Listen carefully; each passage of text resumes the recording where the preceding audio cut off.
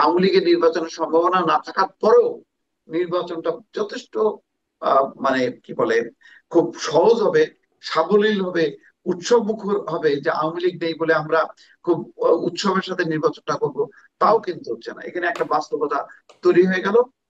BNP বনাম হচ্ছে জামাত, জামাত চাচ্ছে যতগুলো প্রতিদ্বন্দ্বী গুলোকে মাইনাস করে তারাই একমাত্র এরকম একটা অবস্থানে মানে তাদের অবস্থান নিয়ে আসছে, এবং পারলে তারা ক্ষমতায় চলে আসতে পারে এমন একটা অবস্থানে নিয়ে আসছে। সুতরাং এই রাজনীতিটা এখন, এই মুখোমুখি অবস্থাটা আরো যেখানে জটিল, সেখানে আমার মনে হয় না যে আওয়ামী লীগের বিষয়টা সামনে মানে এনে আরো এটাকে আরো কঠিন করে তোলা হবে, আমার এটা মনে হয়, জি। বুঝছেন? আবার জামাতের আন্দোলনও চলছে। অক্টোবর থেকে আবার তাদের রাস্তায় আন্দোলনের বিষয়টাও আছে, সেটা নিয়েও আসবো। আওয়ামী লীগ যদি থাকার সম্ভাবনা না থাকে, আওয়ামী লীগ যদি নির্বাচন, যেটি আসলে বুঝতে পারছি বর্তমান বাস্তবতায় আপনারা বলছেন, তাহলে আওয়ামী লীগ আসলে এই সময় কি করবে? একটা খবর দেখছি অক্টোবর ঘিরে নাশকতার আশঙ্কা, গণমাধ্যমের খবর, এবং আওয়ামী লীগ মরণ কামড় দিতে চায়। আমি এই প্রসঙ্গটায় আসি।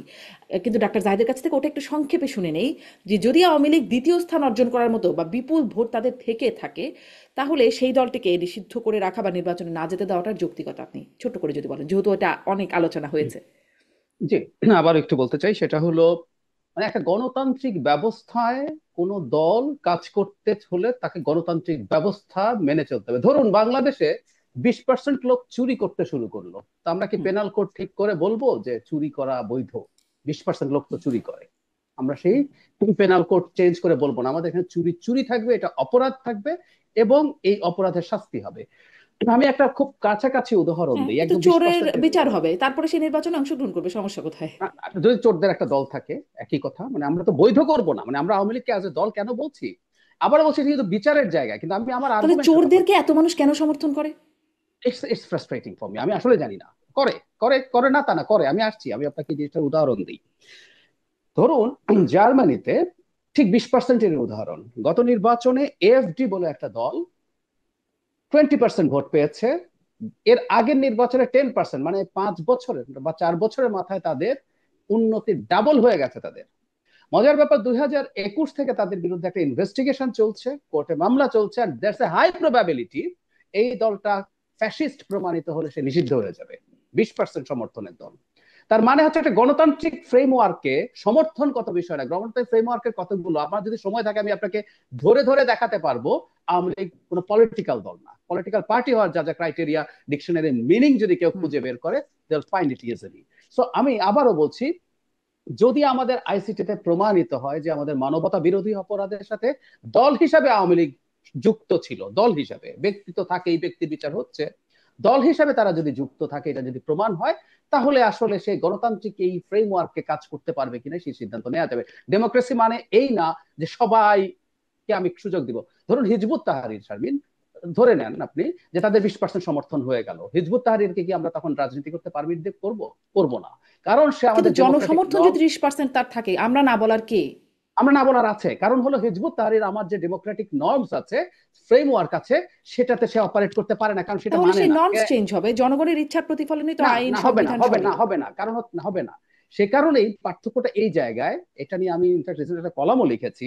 আপনি নর্মস চেঞ্জ হবে বলছেন, হবে না, কারণ হচ্ছে এই মুহূর্তে এই স্টেটটা আমাদের হাতে আছে, সেজন্য রিভলিউশনের কথা আছে। হিজবুত তাহরিরকে রেভলিউশন করতে হবে, একটা আপরাইজিং করে ক্ষমতা দখল করতে হবে। আওয়ামী লীগকেও যদি বলি যে হুম। আমরা তাকে রাখবো না, তাকে কোনোদিন একটা রেভলিউশন বা আপরাইজিং এর মাধ্যমে ক্ষমতা নিতে হবে। ওই যে বলছি আমি ওকে দেবো না, কারণ হচ্ছে আমার যে ডেমোক্রেটিক নর্মস আছে তার সাথে সে কনফ্রন্ট করে না, কনফর্ম করে না, সে নির্বাচন হুম। মানে না, সে তাহলে কি আমাদের যে একরকম ইউনিভার্সাল। আওয়ামী লীগ কি এখন আপরাইজিং এর দিকেও, মানে তারা কি এটাকেই এখন অবিকল্প হিসেবে ভেবে নেবে, বা তাদেরকে এদিকেই একমাত্র যদি রাস্তা খোলা? যদি আমি আবারও বলছি, যদি আওয়ামী লীগ নিষিদ্ধ হয়, তাদের কোনো একদিন পরিকল্পনা থাকতে পারে যে আমরা হুম। তাহলে এই কাজটা করবো। সে যদি নিষিদ্ধ হয় তাহলে তো তাকে তাই করতে হবে, তাকে জি, বিপ্লবের পর মানে হিজবুত সেটাই তাহরির সেটাই এই বিশ বিপ্লবের পার্সেন্ট পর লোক যদি। তাহলে কি করবে? আপরাইজিং এর জন্য প্রস্তুতি নেবে? আমি না, একটু মোস্তফা আমি ফিরোজ। মনে করি না, আমি সেটা আবার মনে করি না। আমি মনে করি এটার একটা বিরাট অংশ, বিরাট একটা অংশ অন্যান্য দলকে ভোট দেবে আস্তে আস্তে, এবং তাদের দলের অনেক নেতা যারা ক্রিমিনাল না, যাদের বিরুদ্ধে ফৌজদারি মামলা নেই, তাদের অনেকেও বিভিন্ন দলে চলে যাওয়ার সম্ভাবনা আমরা দেখছি অলরেডি, সেই হুম। আলামত দেখা যাচ্ছে।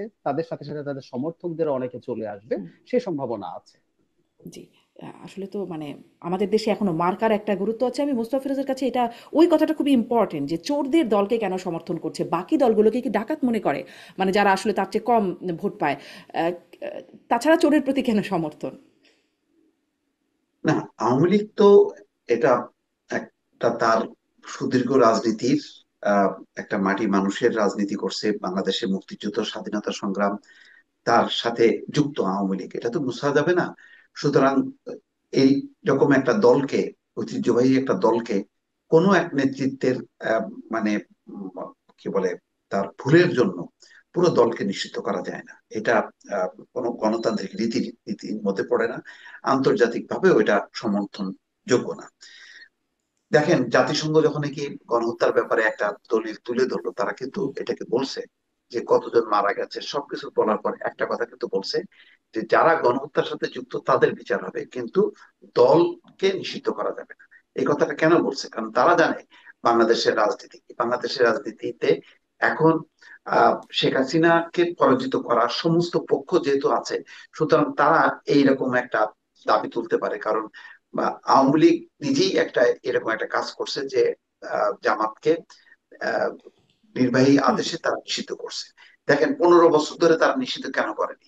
করেনি কিন্তু ওই ডেমোক্রেটিক ভ্যালুসটা তারা মাথায় আছে বলেই অনেক চাপ ছিল কিন্তু আওয়ামী লীগের উপর, শেখ হাসিনার উপর বারবার আসছে যে কেন জামাতকে নিষিদ্ধ করা হচ্ছে না, জামাতকে নিষিদ্ধ করা হচ্ছে না।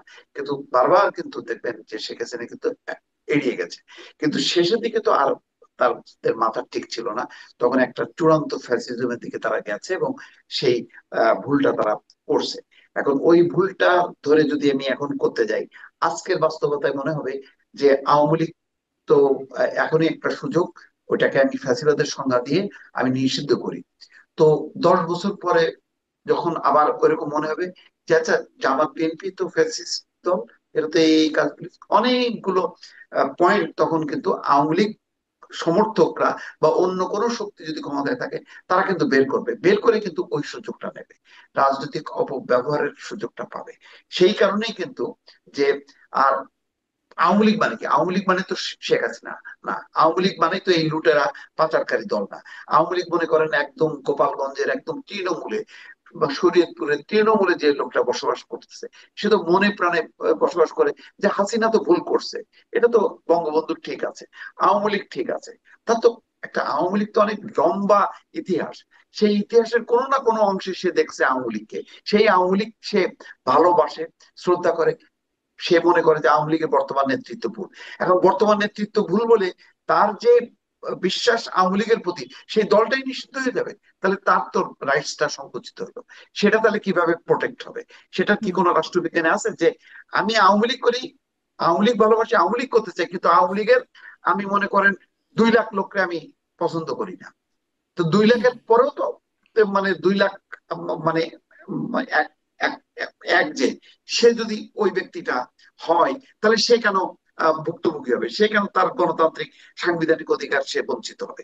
অনেকগুলো প্রশ্ন আছে, ফলে বিষয়টা অত সোজা না। আমরা হয়তো আমাদের ওই চেতনা দিয়ে আমরা বলতে পারি, কিন্তু দেখেন, সেই চেতনাটাও যদি করেন, সেই আগস্টের সেই চেতনা যারা, এখন তাদের ব্যাপারে পারসেপশনটা কি?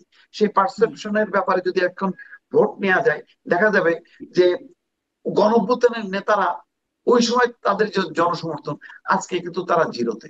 ঠিক এমন এরকমই আপনি যা জিরোতে বলছেন তারা যেন ডাকসু মোস্তফা ফিরোজ জাকসু একটা নির্বাচনেও জিততে পারে না। জাতীয় নির্বাচন তো দূরের কথা, ডাকসু হুম, জাকসু নির্বাচনেও জিততে পারে না। তাই এইভাবে যে নামছে, তো ভবিষ্যতে তারাও তাদের চরিত্রটা কি দাঁড়াবে? হুম, তাদেরও তো একটা ইতিহাস ঐতিহ্য আছে। এখন ধরেন সেই ইতিহাস ঐতিহ্য নেই, তারা চাঁদাবাজ, তারা দুর্নীতিবাজ। এখন দুর্নীতিবাজ চাঁদাবাজ বলে কি আপনি ওই জুলাই অভ্যুত্থানের সমস্ত নেতাদের রাজনৈতিক অধিকার, সাংবিধানিক অধিকার, আপনি এটা কি ক্লোজ করে দেবেন? এটা কি হয়? হয় না। ওই সমর্থক, জুলাই চেতনার সমর্থকরা আছে তো, হুম। তা আমরা যেমন মনে করি যে আচ্ছা ওরা ছেলেবেলে এগুলি মানে করেনি, কিন্তু শেখ হাসিনার পতন আন্দোলনের যেই চেতনা, সেই চেতনাটা ঠিক আছে, তাহলে সেই চেতনার অনুসারী, সেই চেতনাকে ধারণ করার, লালন করার অধিকার আমার আছে। সেই অধিকারটা তো আপনি খরচ করে কেড়ে নিয়ে বলতে পারেন না যে না, টোটালটাই ষড়যন্ত্র, জি, টোটালটাই আমার মনে হয় ভুল। আপনি একদম স্পষ্ট করেছেন আপনার অবস্থান, জনাব মোস্তফা ফিরোজ। আহ, এই যে আপনি বলছিলেন যে মানে জনসমর্থনের কথা, ইনোভেশনের যে জরিপ, যেটি সম্প্রতি প্রেস সচিবও খুব দেখালেন যে 78% মানুষ মনে করে এই সরকারের অধীনে সুষ্ঠু নির্বাচন হবে বা আস্থা রাখছে এই সরকারের উপরে, ওই ইনোভেশনের ঠিক ওই জরিপটাতেই দেখা যাচ্ছে যে বিএনপি এবং জামাতের ভোট গত 6 মাসে কমেছে এবং ভোট বেড়েছে, বেশ ভালোই পরিমাণে বেড়েছে আওয়ামী লীগের।